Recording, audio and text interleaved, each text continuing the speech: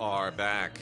We missed last week post Oscars because we delayed because of the Oscars, and then I had film week and you had a writing assignment, and the week just ran away from us.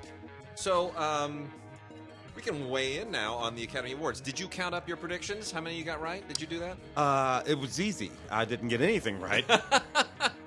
Although the thing that I got wrong, the biggest, is one of the movies we're going to be talking about now, and the Best Picture. Yeah, I got that the wrongest. Yeah, but I got that right. But you got that dead right. Yeah. And for all the Green reasons I Book. We're talking about Green Book. I don't Yeah. know why we're being coy. And I got 14 out of the 24. I got 10 wrong, which is the worst I've done in a while. I usually lodge in around 18, 19. I usually miss about 5 or 6. Yeah. 7 sometimes. But I did really poorly this year by my usual standards. But it was a crazy year. It was a wacky year. I figured Regina King would win. She did. Yeah. But I figured if it weren't one of the movies with the word black in the title, actually, what I thought was going to win, might win, is Roma. Yeah. And then I thought, if Roma's not going to win, I'm thinking Stars Born. Yeah. And I'm thinking, if Stars Born's not going to win, now you get to the movies with the word black in the title, maybe Black Panther. Didn't really think Spike Lee's Black Klansman really had a chance, but I certainly thought it would be more likely than the actual winner, which was Green Book, and there it is. Not without some controversy. And Spike's quote was actually quite funny. He shouldn't take these things that personally, but he does. That's why he is. But he said every time somebody's driving somebody, we lose. That's just funny. The thing of it is, all of that Spike shenanigans. Yeah. If any one of those other movies I just mentioned won, Roma, whatever, then I don't think that that was the only movie that could prompt him to those. Of course it was. Those shenanigans. Of course it was. So it wasn't that he didn't win; it was that Here we go movie again. won. Yeah. Well, so we're gonna dive right into it. We're starting off. We're gonna cover all the 4K titles this week, and aptly timed, Green Book is out on 4K this week. It doesn't really need to be 4K. They're all judiciously choosing their 4K movies these days because it is a limited format, and there's not a lot. And Samsung has now exited the hardware. There are no more Samsung 4K players. They just decided they can't compete with Sony and the rest. And Oppo, manufactured the best 4K deck that there's ever been, and then exited the business. So it is getting very boutique and nichey, and that'll invariably change at some point. But for the time being, people are being really choosy about the movies that they invest in a 4K release for. And Green Book really is on 4K for only one reason. They really thought they were going to win Best Picture. Yeah, and they did. Yeah. Because what's not on 4K this week is the movie that I would have given Best Picture to. The Favorite. So I would love to have The Favorite on 4K because it's amazing low-light photography, and it was actually nominated for cinematography. You know what was not nominated for cinematography? Green Book. And interesting that Roma won that, and Alfonso, who shot it himself, that was his first time acting as his own DP, right? Yes. Usually he's Matthew. No, he's with Chivo. That's right. Yeah. Emmanuel Lubetsky. And Lubetsky is, doing his own stuff now and wants to direct, apparently. By the way, my brother-in-law, who's doing a lot more stuff, he's doing a lot of gigs as a photographer. He's getting a lot of work doing the still shoots on commercials. And if you saw the Super Bowl spot with Jeremy Renner, the Dodge Ram thing with the girl in the back seat, so he worked that shoot as a still photographer. He was doing all the stills for the print ads on that, and that was shot by Lubetsky. Oh, so that all right. Yeah. See, so he was as he was saying to us, he said, "I can't believe I'm shooting stills by Lubetsky's lighting." It's pretty exciting. So anyway, but yeah, Green Book. So, here's the thing. What are you going to do? What are you going to do? I mean, I think, our colleague Justin wrote well, first off, look, it's perfectly fine 4K. I don't know that this thing was mastered in 4K. It looks like it really looks like they took a 2K master and bumped it up and up-resed it. It's not going to light your it's not, let's put it this way. If you put your 4K Green Book in and you invite the friends over, they're going to look at it and they're going to go, looks like Blu-ray to me. Yeah. It doesn't look that much better. And nothing in Green Book requires. Nothing about that. Yeah, hey, everything looks good. Can you believe a Farrelly brother just won an Academy Award. Kentucky. These are the Kentucky Fried Movie people of 40 years ago. That's like what, the early mid 70s. Well, no. It was well. The what about Mary? Oh, yes, something about Mary. The Fairley Brothers are also Kentucky Fried. No, or those are Zuckers. That's the Zaz. That's the Zuckers. Those are the Zuckers. I confused my brothers. Yeah. Therefore, yes, something about Mary and all of that. Those are the Fairleys. Yeah. And what was the one where with the fat suit? Oh, Shallow Hal. Shallow Hal. Yeah, that's right. Which is actually the one I like. See, I kind of I don't like myself for liking it, but I do kind of like it. I like what it's about. Yeah. Shallow Hal. Yeah. That movie's a little bit deeper than it looks like on the surface. So here's the thing about the movie generally. I think Tim and I are both on the same page, which is that we agree with our colleague John Powers, who said this is the most daring movie of 1965. And, this is basically a Sidney Poitier movie from 1965 in 2019. It's Guess Who's Coming to Dinner. Yeah. But except that was 1967, maybe. Actually. Yeah. And this movie could live in 65 or 67, or for that matter, in 89, when Driving Miss Daisy came out, because it's effectively Driving Miss Daisy. And even that is a solid 30 years ago. Yet that very particular sensibility has not changed in Hollywood, and Hollywood is still a little tone deaf about it.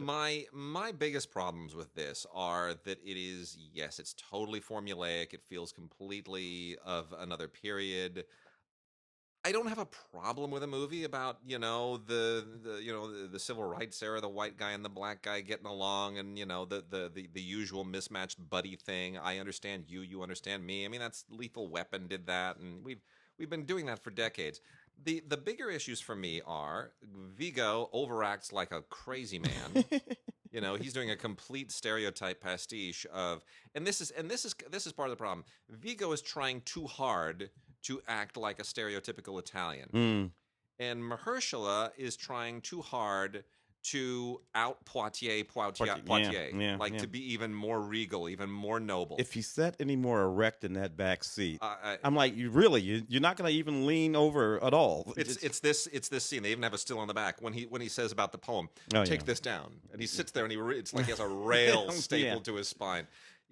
I get what they were going for. It's all very, very contrived. And the thing is, I love Don Shirley's music. Yeah. I grew up with a lot of Don Shirley's music. And this is, with all due respect to Harry Belafonte, who knew Don Shirley, I kind of side with Don Shirley's family on this. This has nothing to do with Don Shirley. Yeah. Nothing. Yeah.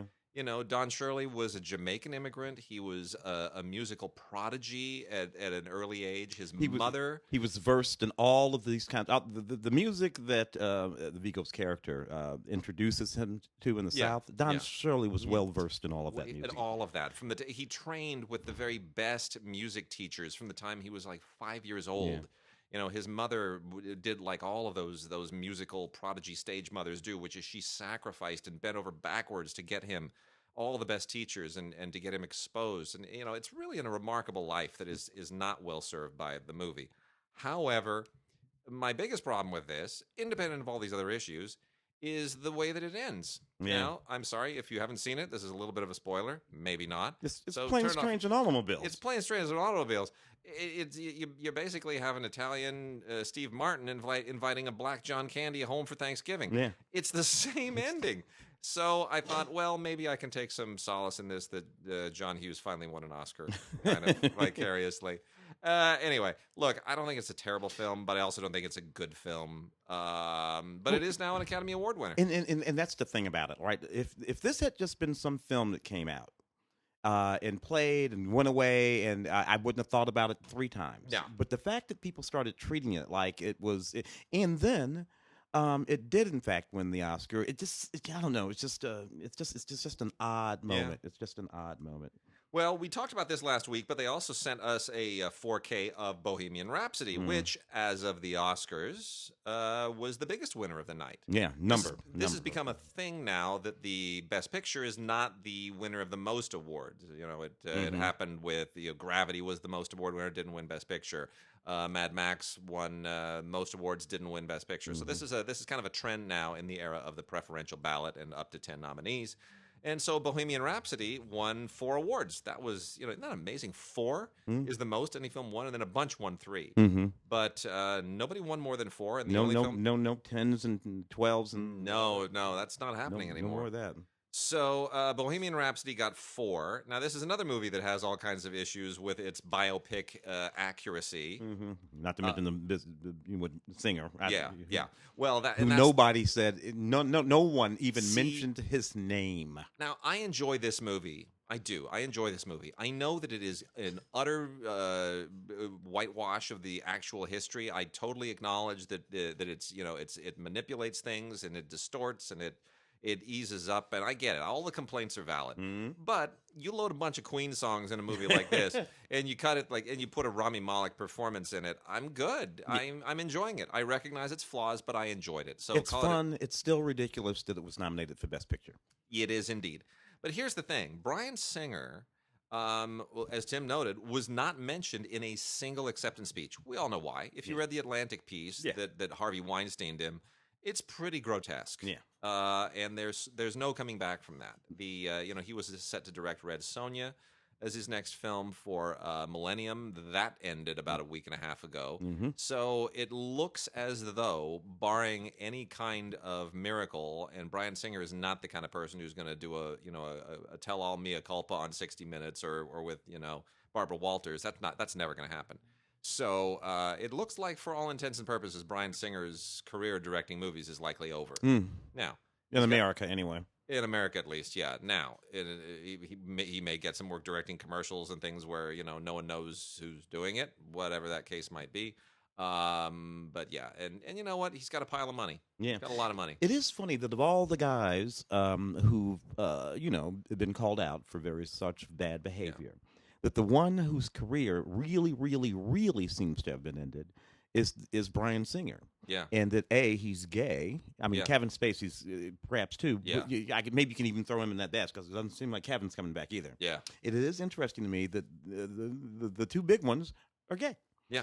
And I just wouldn't have thought that. I would have thought it would have been, sort of obviously Harvey. You got Woody. And there are others that will tumble, in the coming years.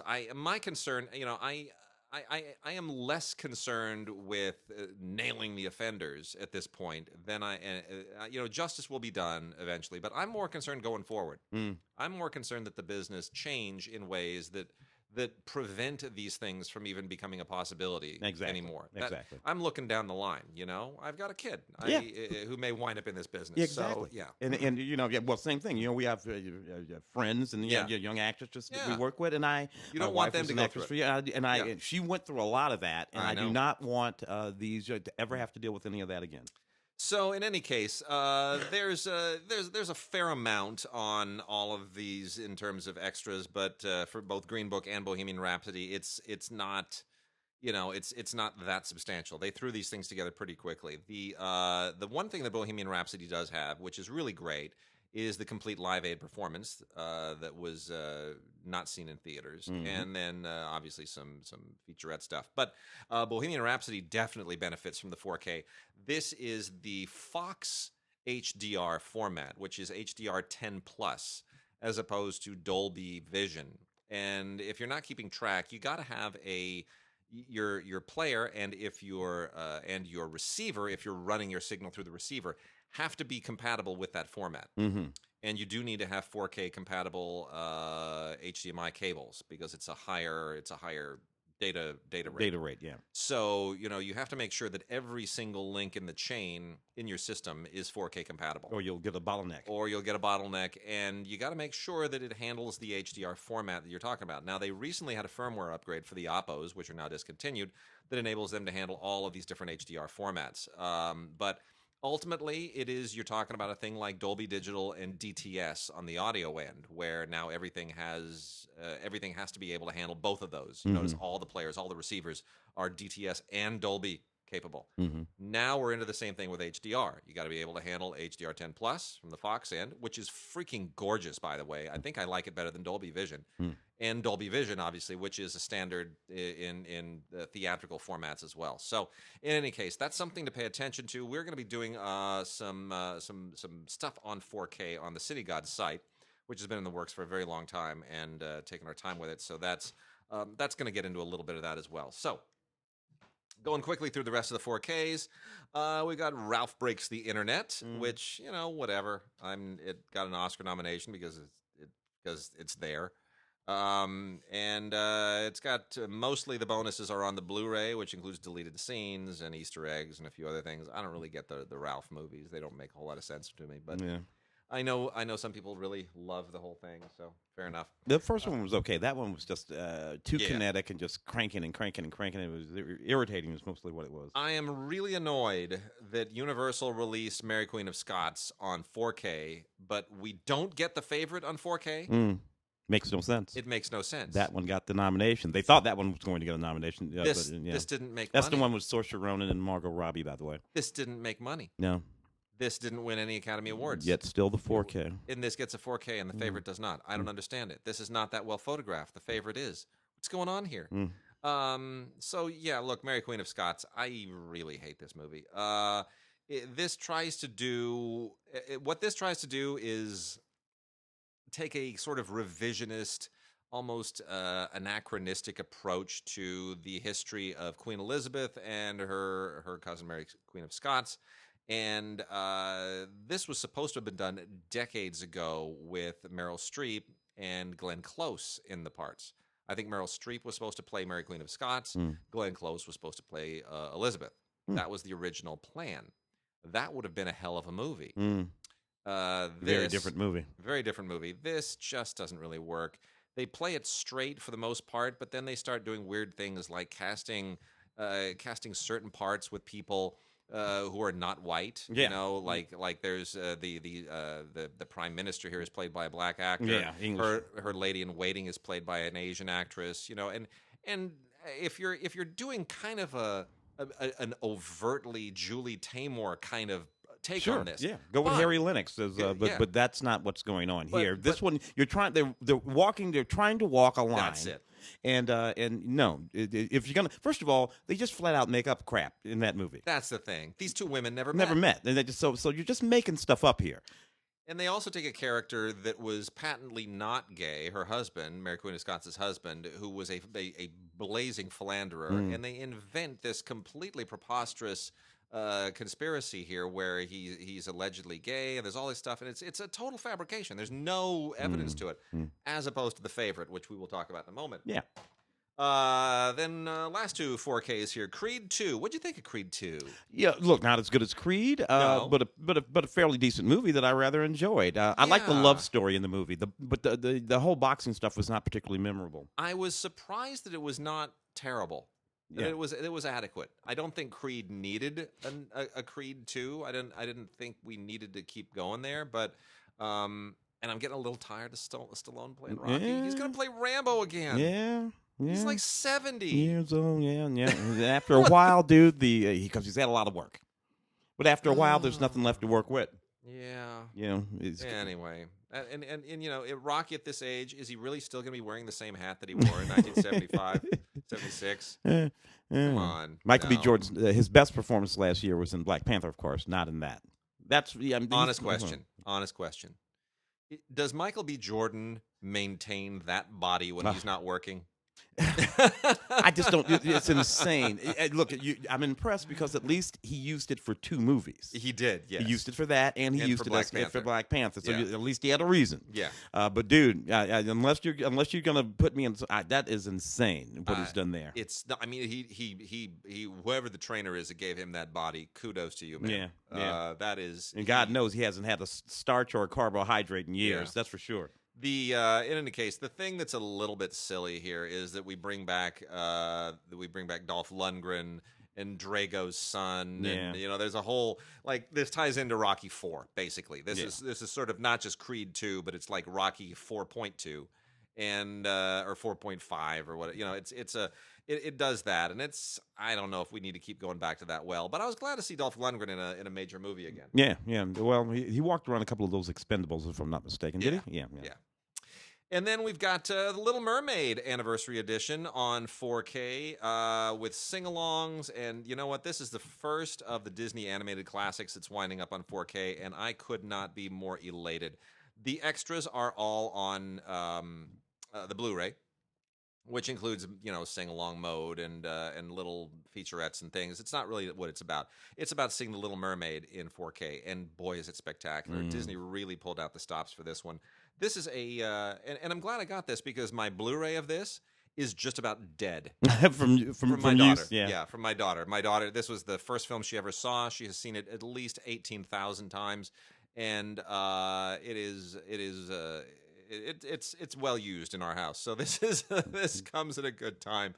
And of course, whenever we're at Disneyland, we have to go on the Little Mermaid ride, and that's a very special thing.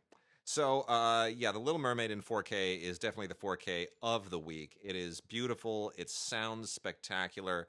It is absolutely wonderful, and of course, you get the Movies Anywhere code on it, so you can take it with you wherever, and it's just really, really tremendous. It's really top notch. So the other thing is that they are also very, very good here is that they explain, as many people do need to have explained, that you do need to have all of the gear, the player and the television and the whole thing. It is unfortunately a trend that a lot of people are buying 4K Ultra HDs thinking that they can just watch it on their regular HD set. Yeah. And it's not so. Not so. You gotta have all the doohickeys. All of them. Well, we have the favorite here again, not 4K. They didn't do that in 4K, but the Academy Award nominated, but not particularly. Well, Olivia Colman. That was a surprise. Yeah, and it's funny because you remember at our Film Week show, I said this feels a lot like the Best Actor of 1982 when it was Paul Newman. Paul Newman's due. Paul Newman's due. Paul Newman's due. Oh yeah, who's that Ben Kingsley guy? That upstart Brit. Yeah. Ben Kingsley wound up winning, and this felt. I said it then. This feels a little bit like that. Yeah. And I didn't go with my gut on that and pick Olivia Colman. I went with Glenn Close because that was the buzz. And it had been happening across the season. Yeah, but you know what? The thing about 1982 is that also had Dustin Hoffman and Tootsie in the mix. So there was a third option too to possibly split that vote. But sure enough, Olivia Colman got it, and what a fun acceptance speech it was. It really was, and Glenn took it well. She still hasn't. She's nominated 3 times? Oh no, Glenn's been nominated like 7 times. 7 times? It's ridiculous. She's the most nominated actress not to win an award. Well, now. The misfortune of Glenn's life is that she happens to have been a contemporary of Meryl Streep. That's it, and that's the only reason. That's all of those Oscars that she was getting nominated for her prime. Meryl was knocking off most of those. However, they just cast a director for the screen adaptation of the Sunset Boulevard musical. Some Broadway choreographer who's never directed a movie before, which is never a thrilling thing for me, but it's happened. They've done it many times before, and it usually works out. Surround the guy with enough good people, it'll be fine. But Glenn will probably win an Oscar for that because you're playing an actress past her prime, right? The whole Swanson exactly. Yeah. There's a whole. There are 50 million reasons that's a really cute movie to give her an award for. It's meta again, in that particular kind of way. I don't suppose Meryl would have been interested in that part, Well, Glenn Close played it on stage. She did, yeah, and even here in L.A., she came to L.A. and played it on stage. So. It will be maybe another shot. Another shot. Anyway, the 10 Academy Awards for the favorite out on Blu-ray and digital DVD. All kinds of neat stuff on there. Some deleted scenes and whatnot. This was a good movie. Basically, the movie's sort of an imagining of the reign of Queen Anne, her favorite, a cousin, and then the arrival of a new cousin, a servant, and how they vie for her attention. It is. It's basically a female Barry Lyndon shot in the style of Tom Jones with shades of Dangerous Liaisons and a few other things. I love this movie. I love everything about it. It's crazy. It's wacky. It's funny. It's eccentric in all the right ways. And here's the thing I love about it that Mary Queen of Scots didn't do, which is it gets the history right. Yeah, it does. Yes, a lot of the sexual politics of this are speculative, but when you have every historian at every major institution speculating the same thing for several hundred years, probably true. It's probably true. It's probably true. Melissa McCarthy, can you ever forgive me? This was an interesting little movie. and a good performance for her. Yeah. Because she wasn't doing the thing that she usually does, which leans on that particular kind of humor that she engages in those movies that she does with her husband. Here, she had to sort of channel that Lee Israel thing, Yeah. And play this role. And I thought she did a pretty daggum good job of it. This was not my favorite movie. I love the dialogue, obviously, the writing of the movie. So I don't know. What did you think about this one? I like this movie quite a bit. I'm glad that Nicole Holofcener got an Oscar nomination finally, Jeff Whitty, even as a co-screenwriter. Yeah. I'd like to see her get some nominations for her own movies, but her writing work on this as a writer for hire is really sharp. Here's the thing: if I'm looking openly and objectively at all of the best original screenplay nominees, this would have been my choice of the best of them. But Black Klansman is pretty damn good as well, is more important in terms of what it tries to do. Adapted screenplays. Adapted screenplays, yes, is more significant in terms of what it's the source material it's working with. You know, here you're not having to sort of wrestle with the source material in any great way. Yeah.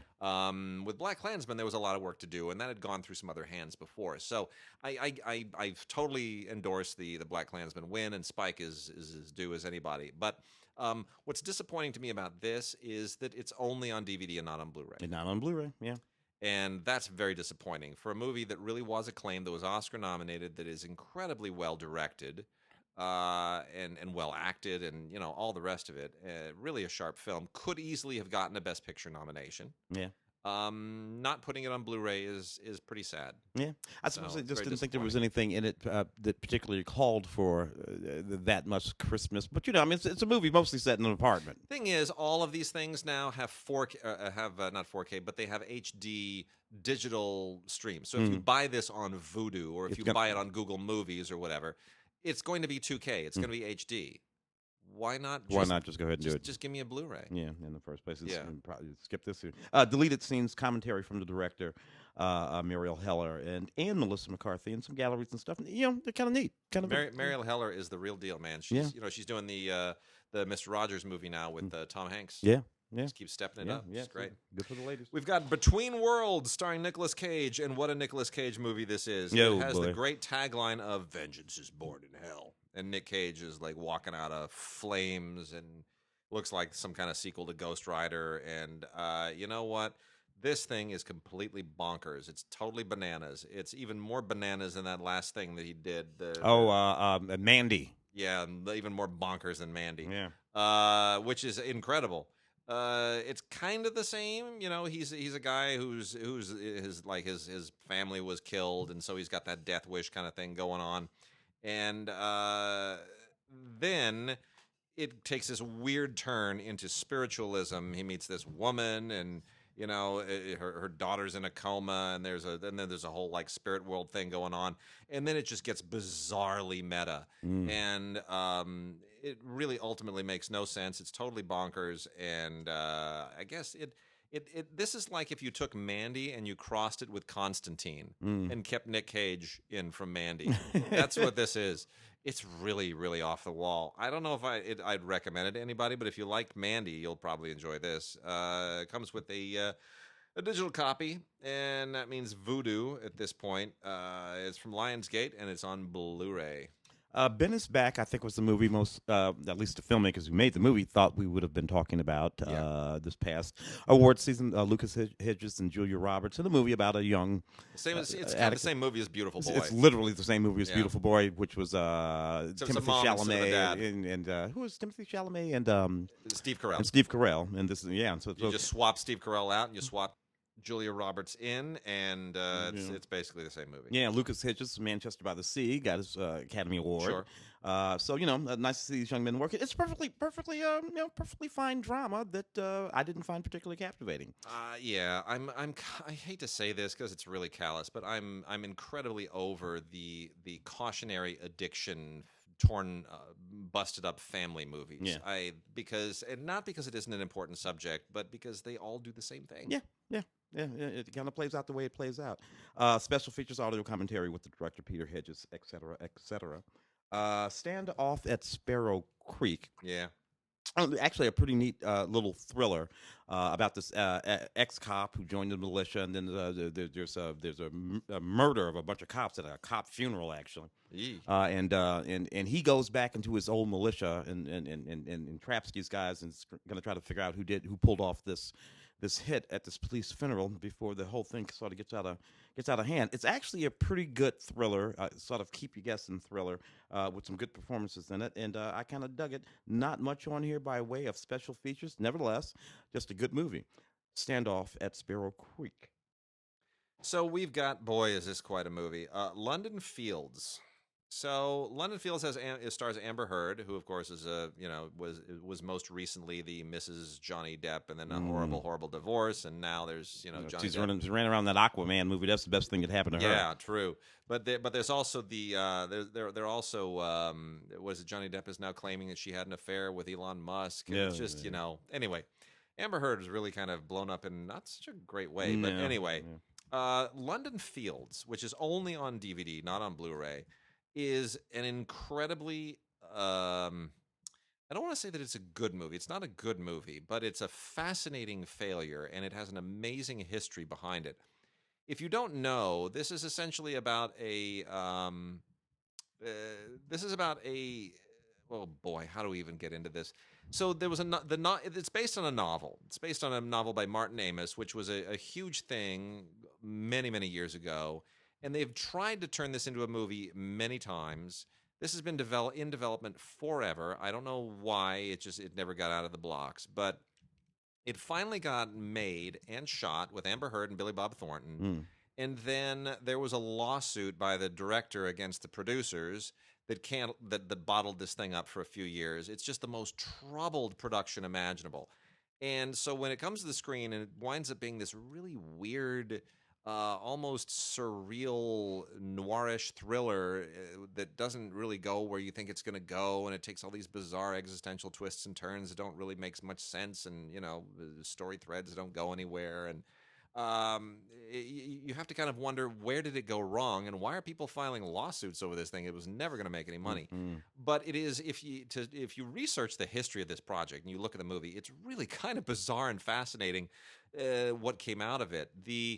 It in some sense tries to be sort of a Vertigo-like study of obsession. Billy Bob Thornton is this author who's dying, and he meets this mysterious woman who keeps having premonitions about her own death, and then it kind of leads into this very strange capery direction. And it reminded me somewhat. It's a little bit like Vertigo meets what was the I'm drawing a blank on it. That crazy thriller directed by the son of the other Rat Pack guy that we never talk about. Joy Bishop's boy. Who directed a bunch of nutty movies. Yeah. So anyway, what was that? See, it just came out. It just came out on Blu-ray not too long ago, and now I'm drawing a blank on the name of it. Richard Dreyfuss was in it, and a whole bunch of other people. Anyway, that thing was like a gangster saga that took place on another planet. Yeah. And it was like, what? Where's that? Where'd that come from? And this has that otherworldly feel to it, and it's got it just doesn't feel like it takes place in this reality. So anyway, I've said far more about London Fields than it probably warrants, but it really is a curious film and an interesting failure. So if you have some time, you could do worse. It's not a good movie, but it's just a fascinating movie, and it's odd that those things can go. Larry Bishop was Larry Bishop, what was that movie? Yeah, hold on. We're gonna pull it up here. It's Larry Bishop. Larry Bishop directed Mad Dog Time from 1996. Yes, That's it. Yes. This feels like Mad Dog Time meets Vertigo. There it is. So anyway, 100 Yards. 100 Yards is this is one of those very decent kind of faith-based films that doesn't quite go all the way in that direction and pulls it back a little bit to try to be a little bit more mainstream, so it doesn't feel like it's a sermon, and does a pretty good job of it, to be honest. I hadn't seen Sean Patrick Flannery in a while. Yeah, Sean Patrick Flannery. It's nice to see him again. Co-stars Stephen Brewis and Rebecca Lim. Most of these movies, about redemption, usually have to do with some athlete and their struggles.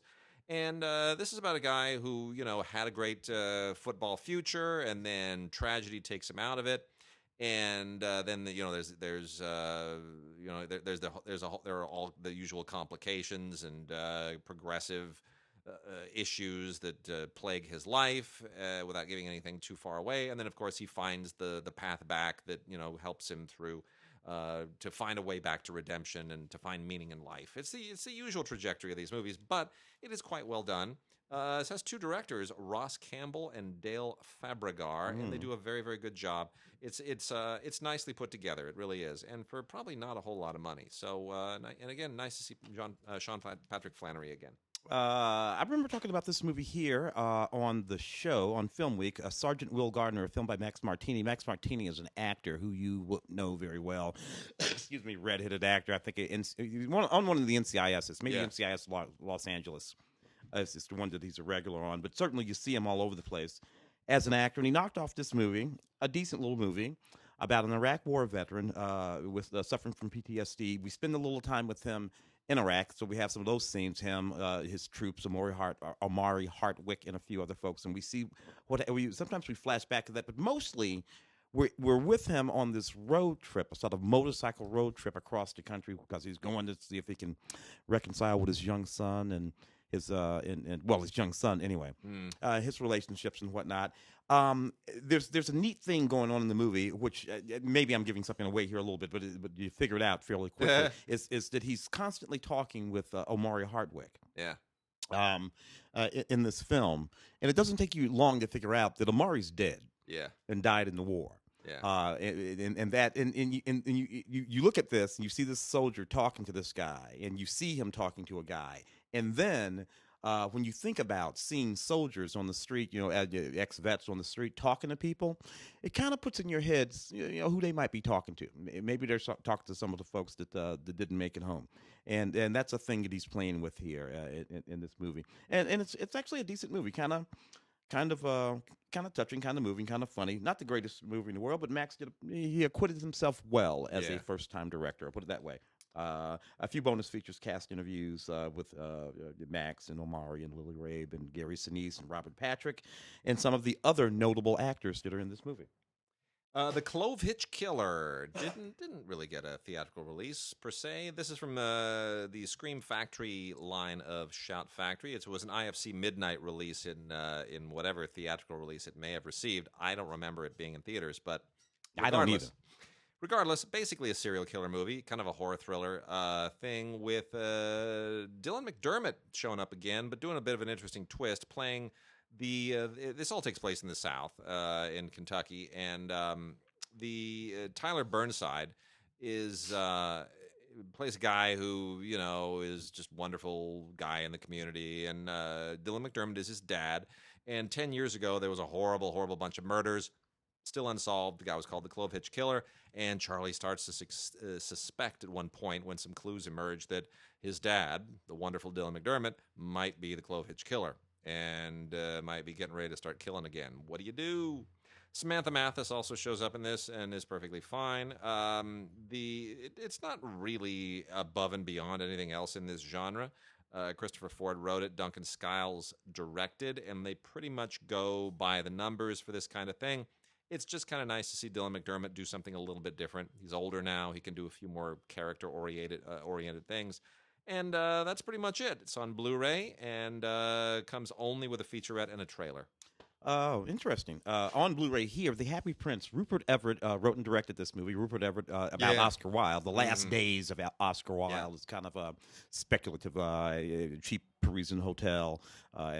Oscar lies on his deathbed, and all of the memories of his life sort of come flooding back, and he has a sort of conversation with his past. It's sort of interesting. Interesting that Rupert Everett would do it. He played Oscar some years ago. When did he? He was in The Importance of Being Earnest. That's it. That's what he was in. He was in. in The Importance of Being Earnest. An Oscar Wilde play. Yeah. A nice connection there. Colin Firth. Edwin Thomas, Tom Wilkinson, and Emily Watson in this movie. Yeah, I wish it would have done better. I wish it did too. It was good. I thought Wilde the movie that starred Stephen Fry. Starred Stephen Fry. Yeah, that's one Stephen. I thinking. thought that was better. That got into his relationship to Bosie and all of the Doom relationship. Yeah. But that was a bigger story. There. It was a bigger story. This is very focused, but it's good. It is good, and they are complementary films. You don't have to pick one or the other. Oscar Wilde, an interesting figure, once the most famous man in London, and then the public that loved him took him out. But then again, he was kind of cavalier about that affair. He was a little too cavalier. Yeah. The world was not as libertine as he thought that he was able to make it be. Yeah. Certainly not impaired. Mark Wahlberg and Rose Byrne in Instant Family. This came out for a quick 30 seconds and went away. Yeah. And I don't know. It struck me as a weird combination. Rose Byrne and Mark Wahlberg. Yeah. That's not a comedy team. No. What is that? That's not a comedy team, right? Doesn't make sense. Anyway. Mark Wahlberg is just making a little bit too. I mean, he's trying to do. Who else did this? He's trying to do that.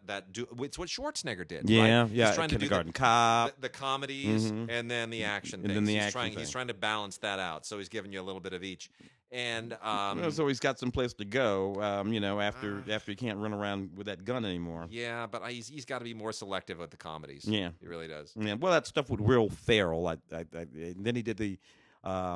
He did two of those, right? With Will Ferrell, where they were the Stepdads and more Stepdads or whatever it was called, Stepdads 2. Mm-hmm. Oh well, anyway, 2 Blu-rays in this thing. One includes the feature film, the other includes some special features, including some deleted scenes and extended scenes and a gag reel and that kind of stuff. All right, I'm going to hit through some music now. Okay. Actually, a couple other things I'll hit real quickly first. The ongoing conflict in Syria is a bit of a big deal. Continues to affect the world in ways that the world, I don't think, ever imagined that it would. It went on a whole lot longer and than anybody ever dreamed. And we have 2 films here, 2 documentaries that deal with that. As I think I may have mentioned on this, I was at a refugee camp about 18 months ago in Jordan, doing a filmmaking boot camp with some Syrian teenagers, and it was extraordinary. And there's a lot of talent there that'll someday have great stories and great tools to tell them. And so it's worth mentioning both of these films. The first one is from Kino Lorber. It's called Little Gandhi. And this was Syria's official submission for the 90th Academy Awards last year. And it was not selected, but it is a very, very good film. And it basically focuses on Giat Matar, who became known by the moniker Little Gandhi as a peace activist, and what he does in sort of trying to win peace for his people is rather extraordinary, and definitely earns the moniker. This is you can tell this was a very difficult film to make, and definitely paves the way for others to come. One of which. Is the film that was nominated for an Academy Award this year, and that's a film by Talal Derki. This is also from Kino Lorber, and it's called Of Fathers and Sons. Yeah. Now, as you know, Free Solo won the documentary Oscar. Free Solo was kind of expected to. That almost never happens. Yeah. So the film that goes into that. It's my least favorite of those movies. It is mine, too. That was amazing, though. Fathers and Sons, I should say. Fathers and Sons this is extraordinary because what Talal Derki does, Talal Derki is Syrian and goes back to Syria, goes into war-torn Syria, back to his village, finds a jihadi family, and wins their trust to the point where he is able to bring documentary cameras in and capture their commitment to jihadi philosophy, their commitment to sacrificing themselves to kill infidels, and how that is transmitted to from their one children, generation from one to generation the other. to the That's next. it. And it is chilling, and it is tragic, and it is superb documentary filmmaking. And you sort of can't believe what he sacrificed and what he risked in order to make this film. It is really, really breathtaking. It is well worth seeing. So I'm going to recommend both of these, Little Gandhi and Of Fathers and Sons, both from Kino Lorber. Really, really well worth checking out. So let me blow through a bunch of music here. Okey-dokey. We got a lot of great stuff from Naxos again. And for those who want to bone up and bone up on and beef up their classical music on Blu-ray library, you have got really just tons to choose from here. So let me go through this stuff as briskly but as effectively as I can. 2 Rossini operas on 1 Opus Arte Blu-ray set. La Cenerentola, directed by Sir Peter Hall, the father of Rebecca Hall, the actress. And then The Barber of Seville, Il Barbiere di Siviglia, directed by Annabelle Arden. I have to be honest, I cannot watch any part of any staging of The Barber of Seville without thinking of Bugs Bunny. I can't do it. I can't do it. I can't do it. That's where that came to me. I'm sorry. I can't do it. The Rabbit of Seville just lives in my head. But still, Rossini, one of the great all-time composers and writers of operas. So you can't go wrong if you can put Bugs Bunny out of your head. There's a really fascinating film here by a filmmaker named Bruno Monsengen called The Indomitable Bow, and it's all about famed cellist and conductor Mstislav Rostropovich, otherwise known just as Rostropovich, because too many consonants in some of those Slavic names that make it really hard for people who are not Slavic to get tongue-tied trying to pronounce it. Anyway, you learn a lot about Rostropovich here. There's archival material and concert footage and interviews, and it's really, really quite fascinating. That's on DVD only. Also from Naxos, only on DVD, is Leonore, a wonderful opera. I don't know why it's not on Blu-ray necessarily, but this is an opera by Jean-Nicolas Bouilly, somebody I've never heard of before, also known as the Conjugal Love, and really this is quite a nice staging. Not sure that I followed the story quite so well, but it's always nice to discover a great opera.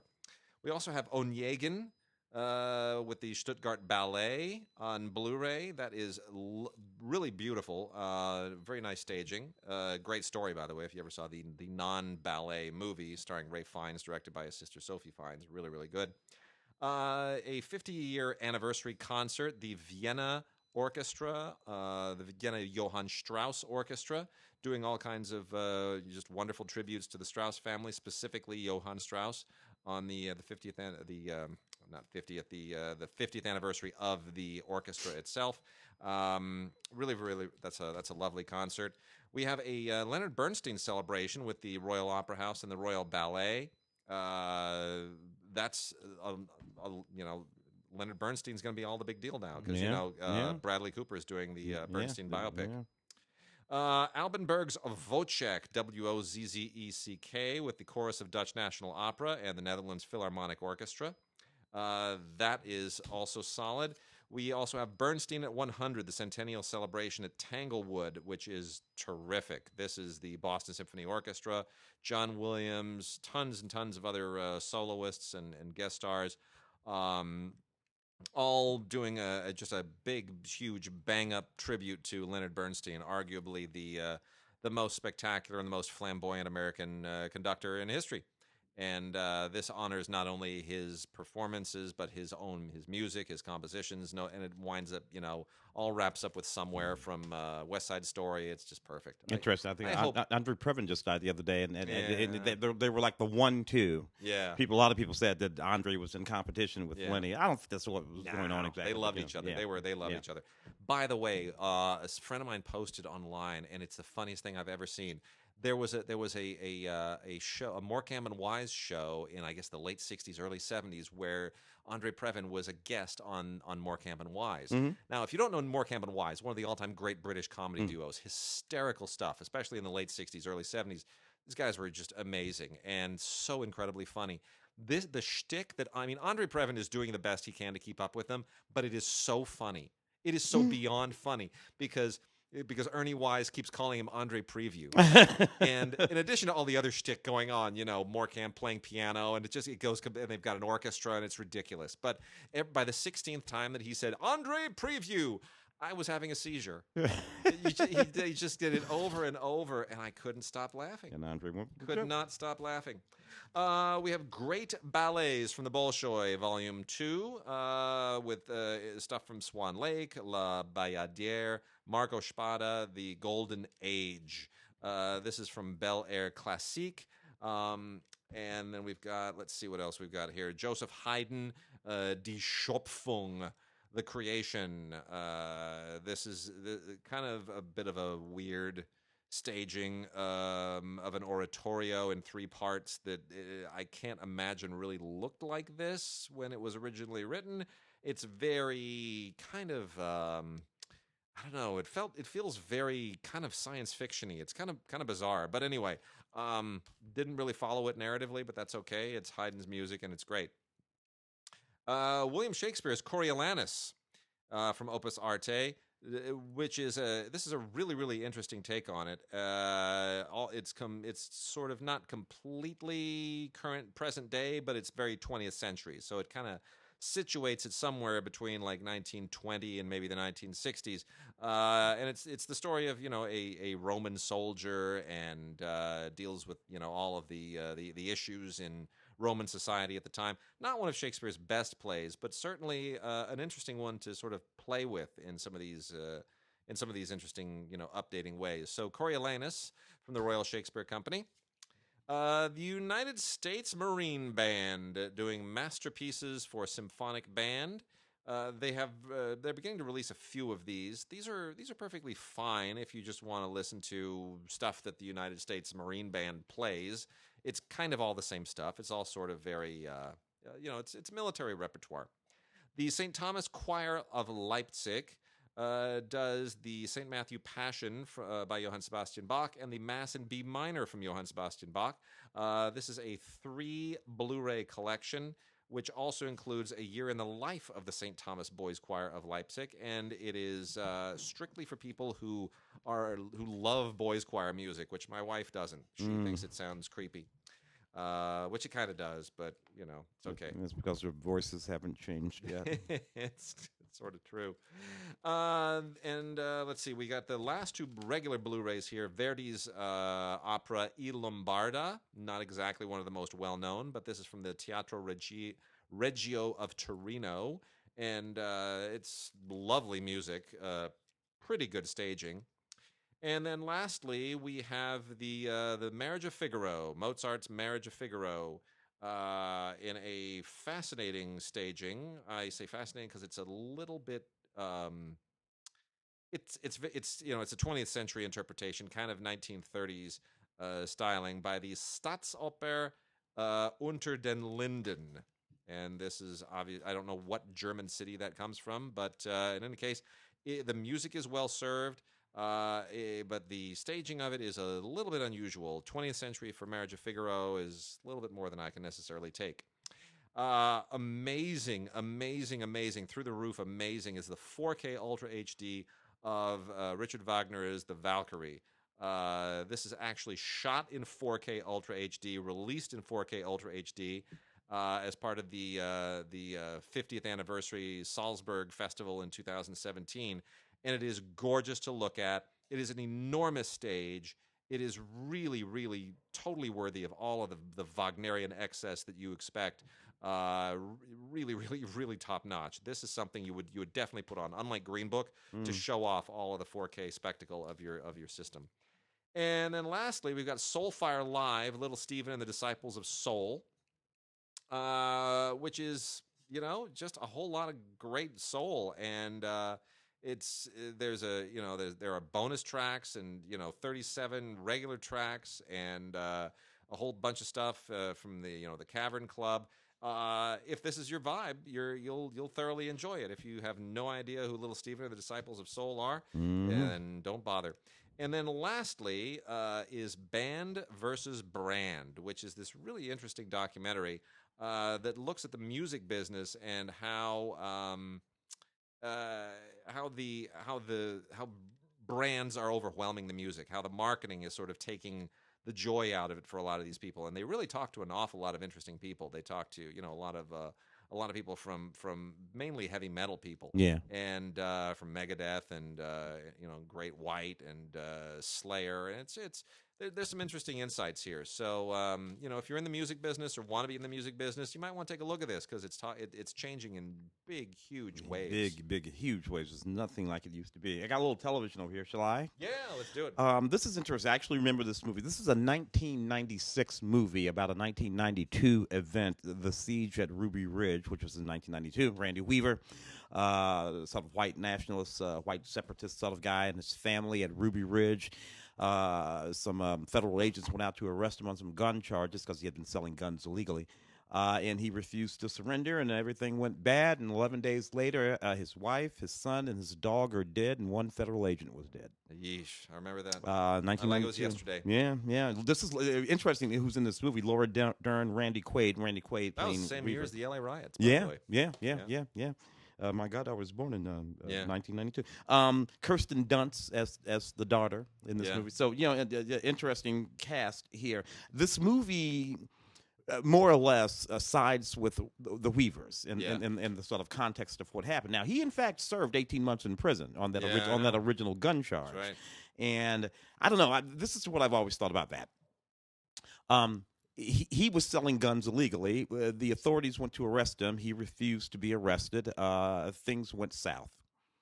I don't know exactly what was supposed to happen. Were they supposed to leave him there with the guns? That's a good question. And because and then of course maybe 2 or 3 years ago, kind of the same thing happened again. Yeah. Over here, what is it? Not the Standing Rock people, but those people out there in Arizona. Yeah. So I don't know. I don't know. These things we look at these anyway. Joe Don Baker and Diane Ladd also in the movie.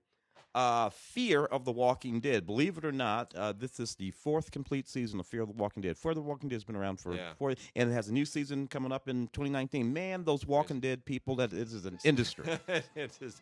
I never would have imagined that zombies could have this kind of shelf life. I love the ice cream truck. The Mexican ice cream truck out the window back there. Yeah, right? I mean... It's you go back to when they first showed up, when we first got our Walking Dead stuff back in the 1950s and 60s. I just can't believe that it's lasted this long. It's a wild thing. It's amazing. This one is set in Los Angeles. The other one, of course, was sort of set in Atlanta, if I'm not mistaken. This is set in Los Angeles. More or less about 2 families as they sort of try to deal with the whole... all the dead people walking around. Special features include some audio commentaries there.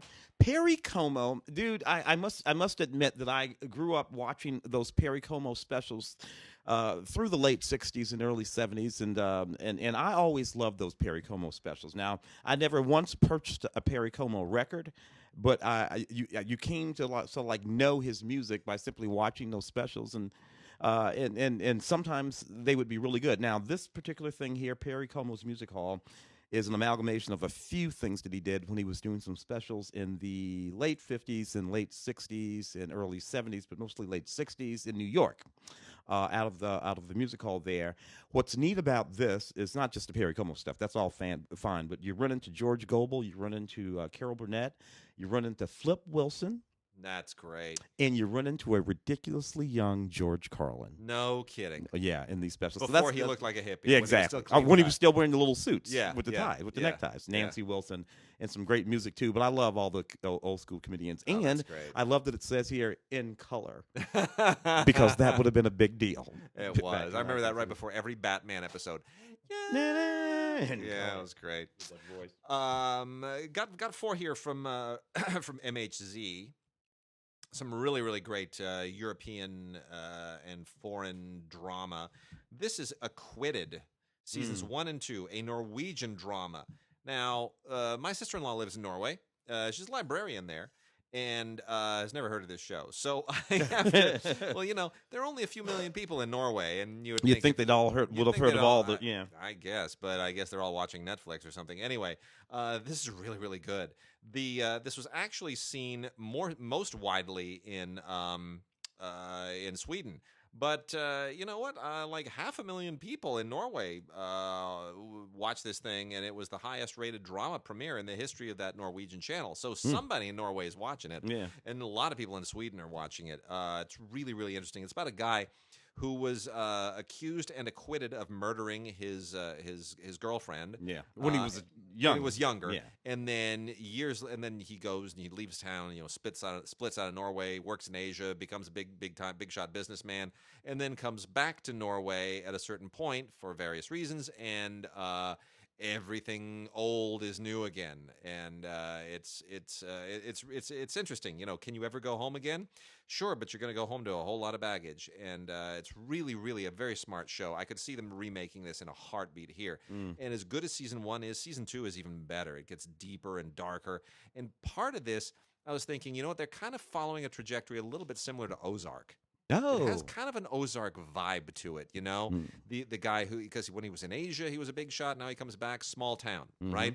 And Jason Bateman, big city, small town. I know it's kind of a reach, but it has kind of a similar, symbolism of the small town as some kind of a purgatory for these people who have sins to atone for. Yeah. Anyway, very, very good. And then Those Who Kill is a really, really intense Danish series, a Danish cop show that it's all about basically profiling, and it's pretty dark and pretty kind of like the movie Seven. It gets into that the Silence of the Lambs 7 kind of vibe. It's very, very intense. It's very, very dark. I don't know what it is about the Danes. They have no trouble going really super, super dark. But it's really sharp, really, really sharp stuff. And directed by the director who did The Killing. And it's you got to have a stern constitution for this one. And then lastly is the one Scandinavian country we haven't yet talked about, Spring Tide from Sweden. This is on 3 DVDs, about 7 hours worth, and this is even darker, believe it or not, than the stuff in Those Who Kill.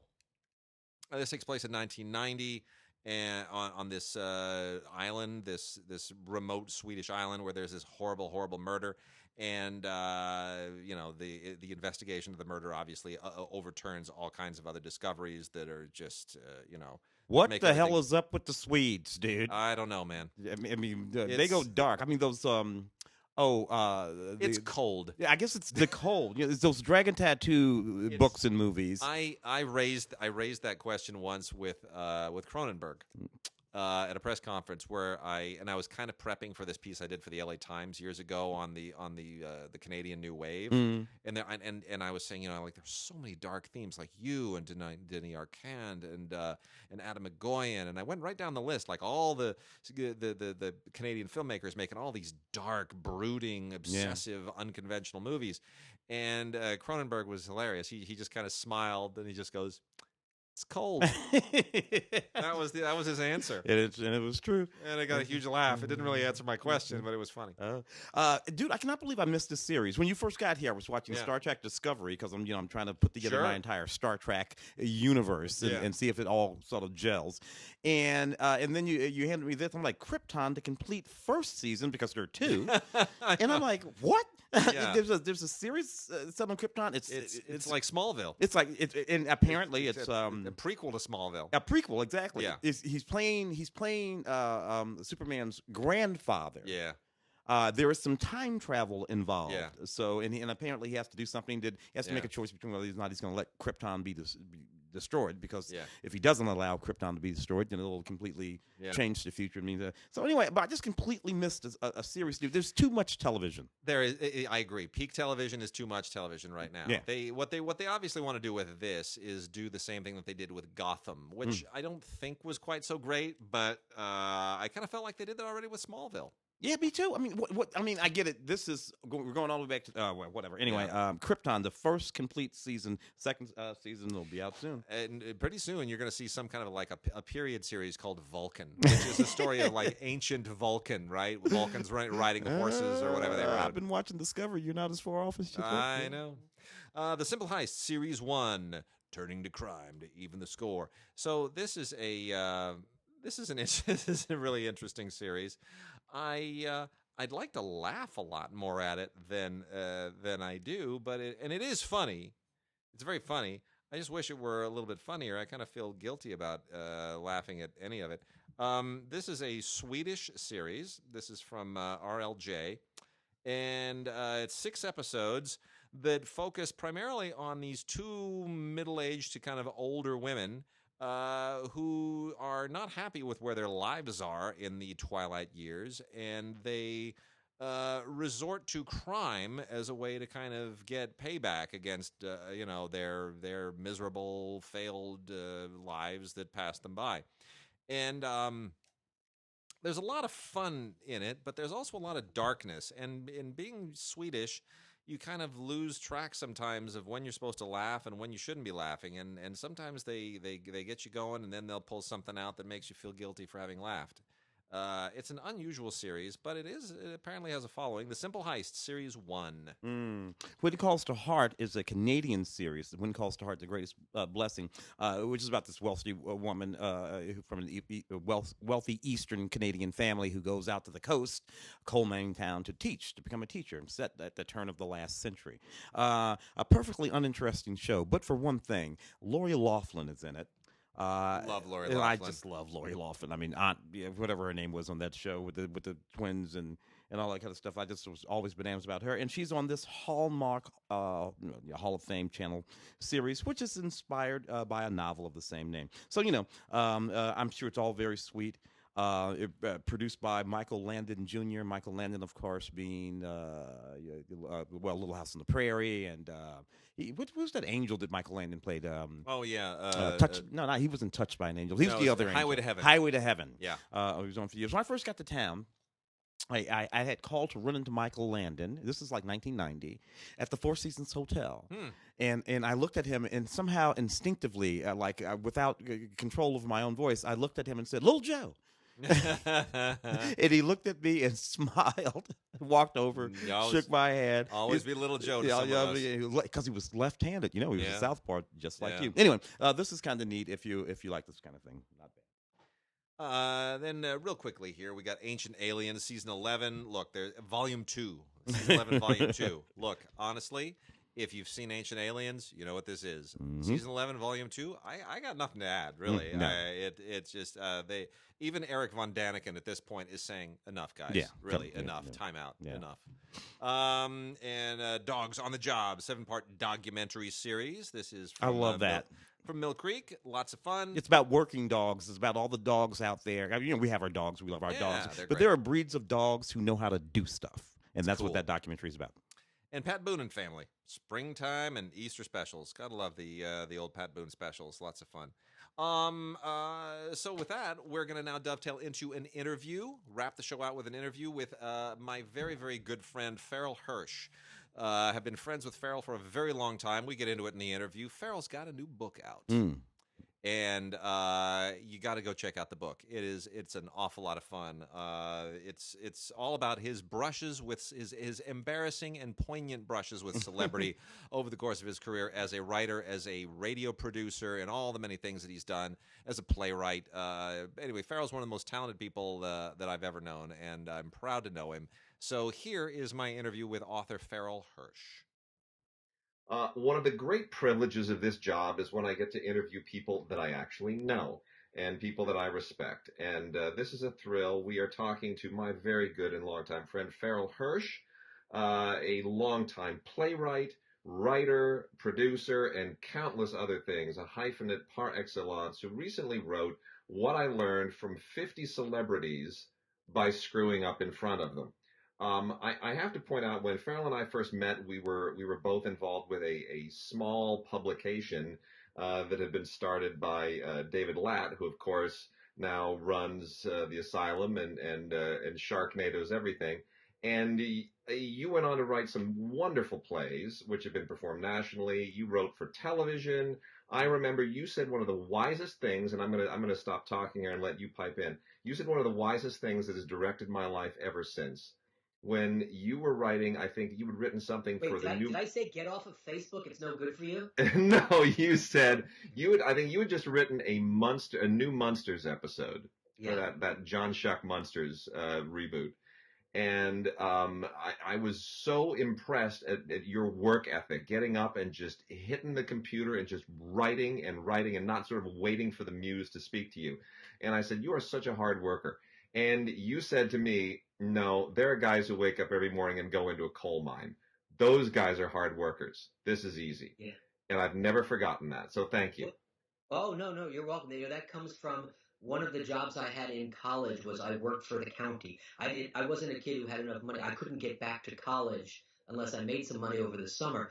And my first summer was on the hot roads of steamy, humid roads in New York, and they were tarring the roads, and those big giant rollers, and I was the guy behind it, and I would come home. I'd come home looking like I was in blackface, and just it was horrible. And the second summer, I worked my way up to being a garbage man for the parks department. And at 5:30 in the morning, I'd get up and they'd have these wire mesh garbage cans, and I'd pick it up over my head to dump it. And yesterday's half-eaten chicken bones would fall on my face, and warm orange soda. And so, yeah, I had to get up and write today. All right. Yeah, no, I've never forgotten that. So I've never complained about anything that I do in this business since. And I've recited those words with attribution many, many times.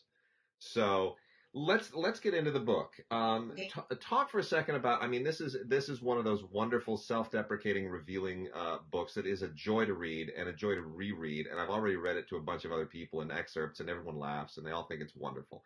Talk about the genesis of the book, where it came from and why.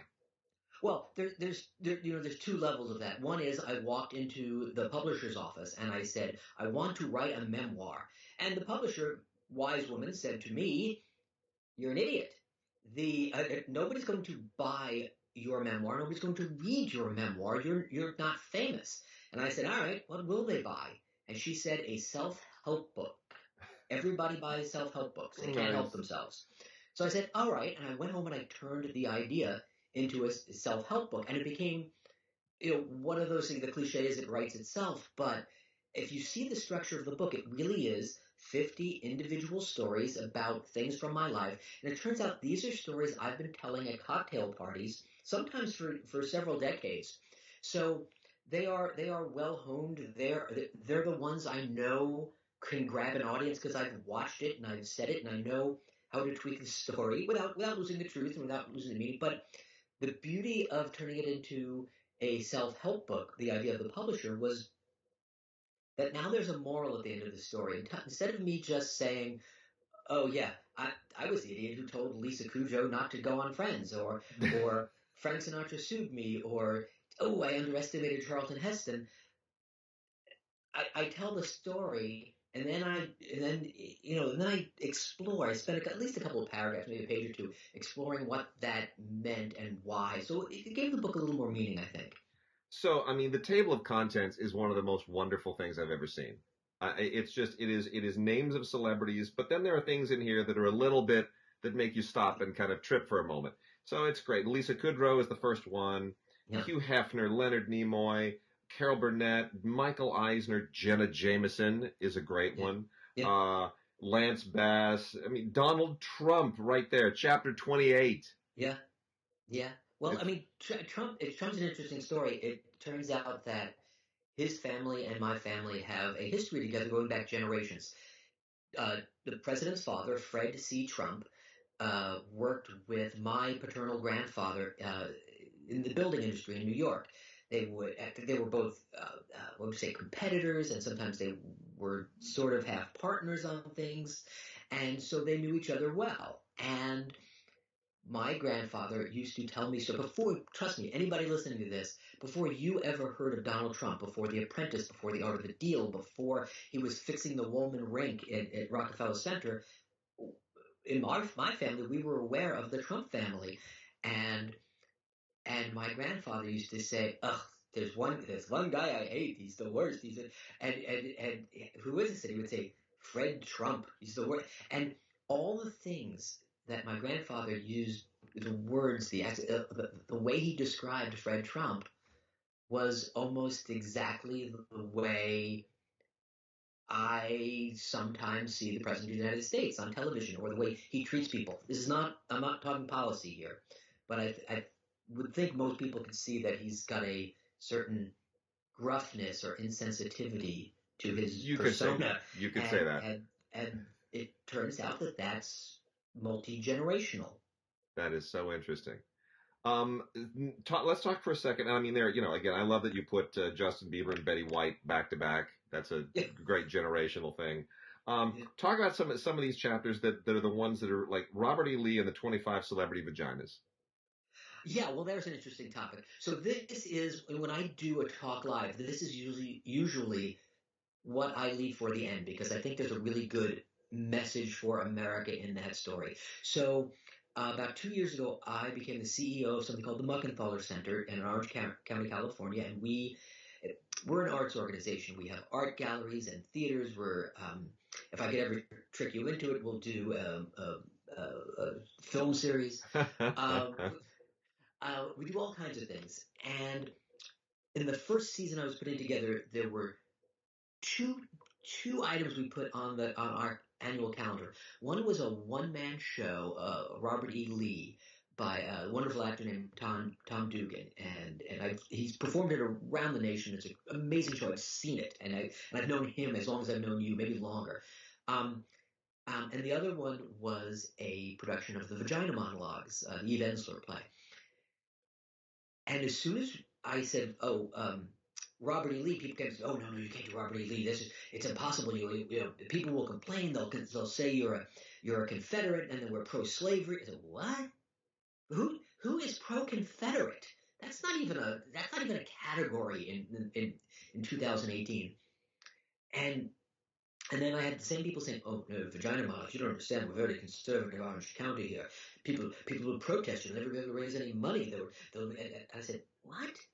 This is a play that has moved a generation. It's a wonderful piece." And I quickly noticed that not one person said they were offended. What I got was people who were just sort of offended secondhand. And everybody was afraid that everybody else was going to be offended. And it became this paralyzing force, which of course we just ignored and didn't get paralyzed. And in the end, the wonderful thing is there were absolutely no complaints at all about vagina monologues. Now, there probably were people who read the title and scoffed and didn't show up, but nobody refused to donate or drop their membership or complain. And on the Robert E. Lee show, there was literally one complaint. So I don't like to lie about these things, so I don't want to say zero. But there was one guy who lived in the neighborhood, and I said, "Just come see it. I've seen the show. Trust me. It does not promote slavery. It does not promote the Confederacy. It doesn't promote racism. See the show." And to that guy's credit, he came and saw it. Now, he disagreed with me. He still thought it was an abomination that we put at the show. But that's one. That's one. And people I think the lesson there is that people have a much greater capacity to understand if you just let them. Don't be afraid on other people's behalf. And I see so much of that. And some of this is poignant too. It's not just all sort of self-deprecation and funny. It really is poignant. And, even though it has a funny title, the chapter 10 Celebrities That Never Hit on My Wife, I really like that. And it's a funny line, and you think, "Oh, that's great. Let's check that out." Because I know your wife as well. I read it and I thought, there's really something poignant here. It's pulling the curtains back on people who might have a certain reputation or who might have a certain unearned or undeserved reputation, and saying this is how they were, this is what they're like when they're decent, or what you might not expect of them. I thought that was really interesting. Well, thanks. When I sat down to write the book, I did make myself a promise. Now, I ended up making exceptions to it, but I made myself a promise that I wasn't going to out anybody or tell horrible stories. I'm the fool. I play the fool in all these stories. So, because I may only write one book in my life. It took a half a century of stories to create this one. I don't know how much. I don't know if I have that much left in me. And so I didn't. If you got one thing to leave to the world, it shouldn't be negative. It shouldn't be angry. It shouldn't be degrading another person. And I've only made a couple of exceptions on that rule. For instance, I told a story where Bill Cosby was particularly rude and just really difficult to work with. But I excused myself because I say, Bill Cosby was rude to me one day. Is that going to really make him look worse in anybody's eyes right now? I don't think I'm hurting his reputation any. And then there's also one, celebrities that were nice to your daughter, which has Yep. kind of the same feel to it. Yep. Let's talk for a second about the blind items. There are 6 stories in here that are anonymous, and you call them Yes. blind items. And they're all really, really good, and they're all interesting, and you naturally start to try to figure out who it is. That's just, I think, going to be everyone's instinct. Was Yeah. that, I mean, I get the sense that that was not necessarily a legal consideration, but that's you just being a really decent person and saying this story is better if you don't know who it is. Yeah, well, I don't know if the story is better, but the world is better. Yeah. I sat at a party one day with a guy who told me the story of he and his wife going to a swingers club. I don't know, a quarter of a century later, maybe, that guy's a prominent politician in America. I don't want to hurt him, his career. He's still married to that wife. I mean, here's the thing: he could have been lying to me that day. It could have been a phase in their life, and they haven't been involved in it in 20 years. It's so who it is just isn't necessarily relevant. Right. And I mean, I don't want to hurt a guy's career or his livelihood or his family. Maybe even if I knew he did something wrong, but I don't. You know, he did something I wouldn't have done, but it doesn't. He didn't. It's if it's a. I don't even want to say victimless crime. It's a victimless act. Yeah. What's your favorite of all these chapters? Is there one that you really you're most fond of? Geez, it's probably whichever one pops into my head. I I'm really really partial to the Charlton Heston story. Mm-hmm. Because it there's kind of a majesty to it, and because the perception is the perception would generally be that, say, my politics would lean towards the left. That it's not, in this one, it's not just me that plays the fool. It's an entire section of society, and it works on 2 levels because I misjudged the man, and then I misjudged how other people were judging him. I mean, do you want me to tell a little bit of that story? I mean, we'll let people discover it in the book. Okay. I think they'll discover it in the book. Because it is really, really good. And it's what I want people to understand about this book is it's funny, it's poignant, but it is revealing, and not just about you, but about these people as well. It really gives you that thing that I think celebrities don't really have anymore, which is somebody to sort of be to give an honest third eye on who they are. And the publicists used to sort of be responsible for filtering that, but publicists have kind of gone by the wayside in the age of Twitter and let it all hang out, and social media sometimes is the enemy of a celebrity. Would you agree? Well, I'm not a big blame guy. So, you know what? If you typed it in, if you typed it into Twitter, Yeah. it's not Twitter's fault. Yeah. But I think the world is still finding its way on how to treat social media and how to express themselves. Because I mean, I've lost friends for making jokes on social media.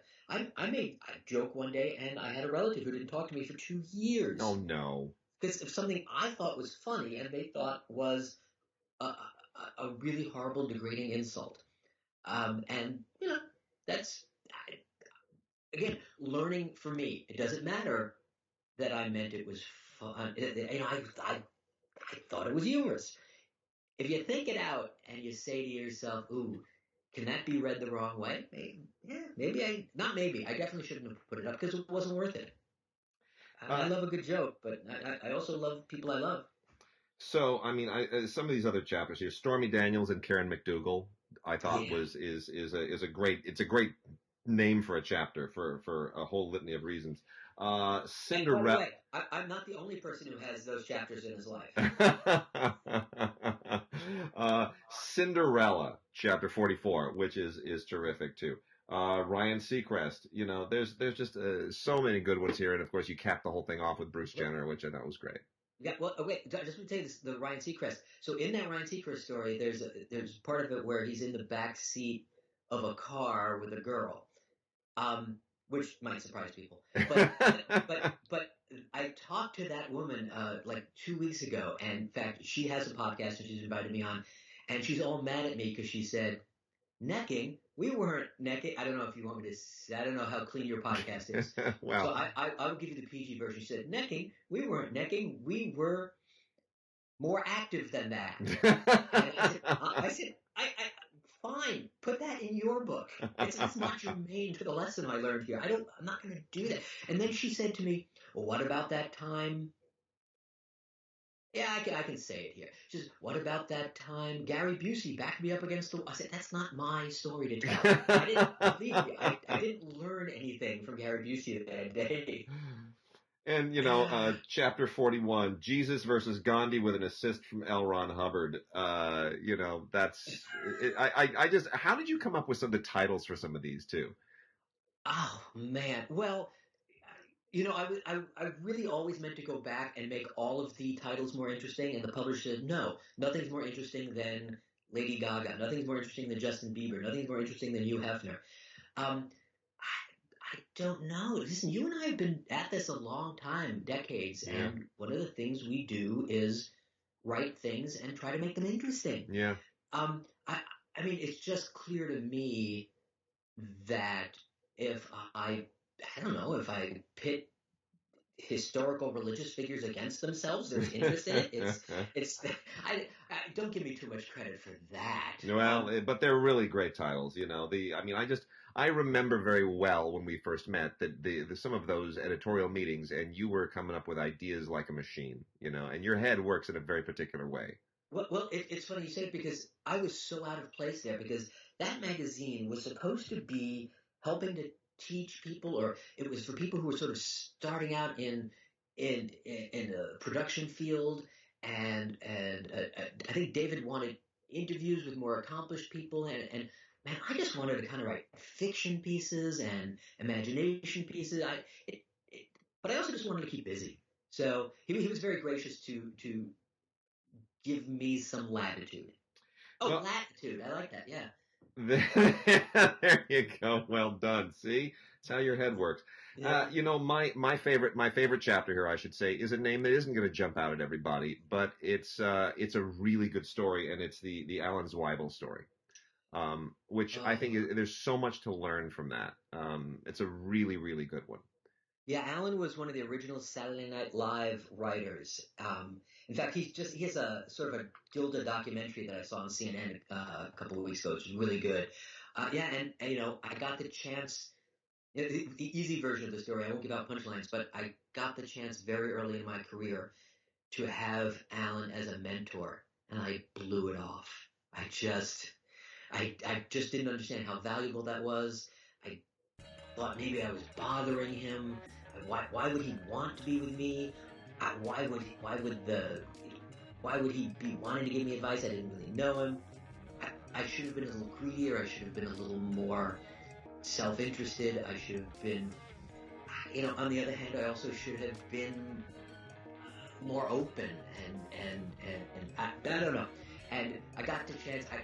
I used to run radio stations for Sirius XM, which is how I accumulate a lot of these stories. And I had the chance to get him as a guest, and I had to beg my hosts because they had never heard him. I said, please have him come in. I must tell him this story and apologize to him. And and also I refuse to do it live on the air because you shouldn't use public airwaves to air your own crap. Well, Farrell, thank you for the book. Thank you for your friendship. Thank you for just being in the world and giving so much to so many people, even if they may not necessarily know who the name on the script was, or on the play, or as the producer on the radio, or whatever the case may be. You've touched a lot of lives, and I highly recommend What I Learned from 50 Celebrities by Screwing Up in Front of Them, by Farrell Hirsch, a gentleman and a scholar. Farrell, thank you so much. Oh, thank you, Wade. It was great being here.